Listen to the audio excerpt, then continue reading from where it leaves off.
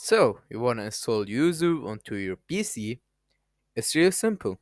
What you have to do is just go to your Google Chrome and type in Yuzu PC download from GitHub. After that, you're gonna see the first link. I want you to click on it. When it's loaded up, you're gonna see all these files.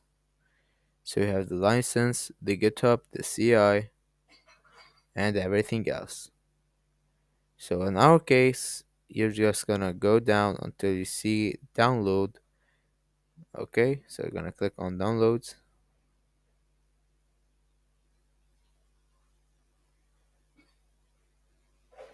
and it tells us that you can download the latest releases automatically via the installer on their downloads page. So we're gonna wait for it to open up, and if any case it doesn't work, we have another way.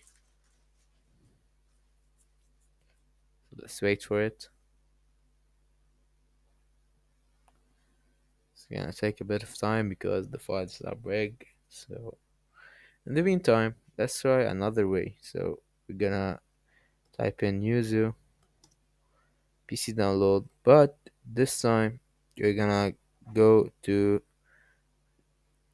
not type in GitHub. We're just gonna click Yuzu downloader. So gotta go to the official website and click on it.